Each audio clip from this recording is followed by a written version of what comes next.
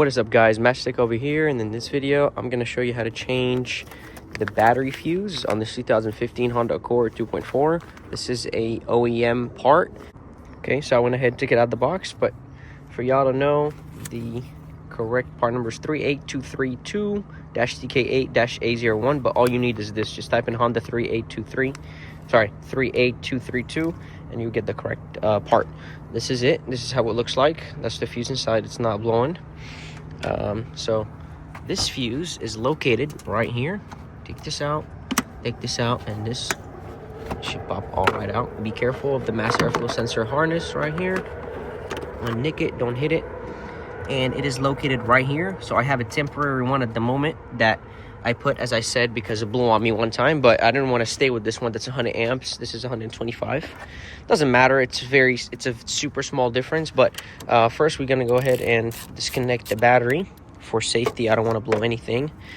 You can do it without actually removing the terminals, but I like to be safe. Take this out. Godly.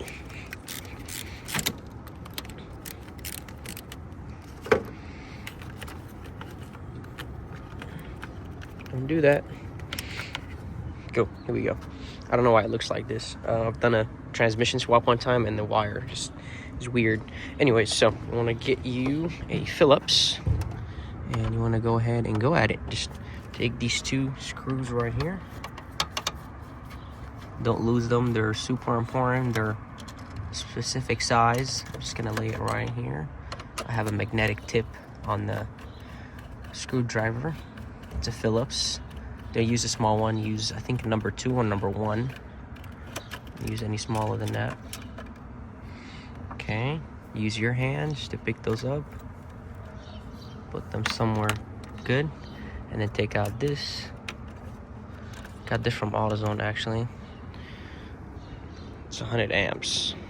Right there. Anyways, not messing with that one. So this one can go on in either direction. I don't know why it's bent up here a little bit, but who cares? That one is, I think, aluminum. This one's copper, so it has better conductivity, and it fits a lot better because the car is made for it, or it's made for the car. Go ahead. Now you want to tie in these screws.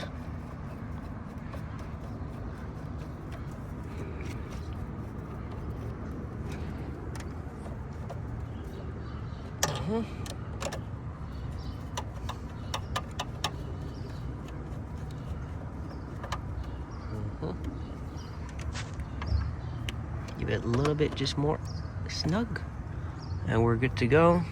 It's not flexed, nothing weird. I'm gonna put this back. Take it easy. Don't rush anything. When you rush, you start running into issues. This doesn't want to click, apparently. Oh, no, it didn't. This is good. We're good. Okay, now we can go ahead and put these stupid terminals back in place. I'm gonna go ahead and put a terminal at a time. Let me use both of my hands for this one. So I just use both of my hands for this one, and I'm about to put this one back. Now, just to let y'all know, just by the way, this was loose, and it was causing my power steering to go really bad, and the car would just want to shudder. So check your grounds if you're having issues like that on these cars specifically. This one was loose. I tightened it, all my problems were gone. However, that's how you install it. I'm gonna go ahead and get in the car and turn it on. Make sure everything is good. Let me take all my tools, because they will fall once I start the car. Always make sure that these are not wiggling and they're good. They're fixed in place. Now we're gonna go ahead and start the car. I went ahead and put in 0.5 for y'all to see. Okay.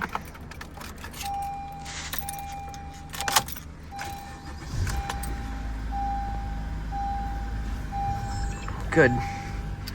Just the clock is messed up. You're gonna have to fix that every time you disconnect the battery. However, this is how you do it. Thank you guys so much for watching. Have a wonderful day. Any questions and comments, please ask me.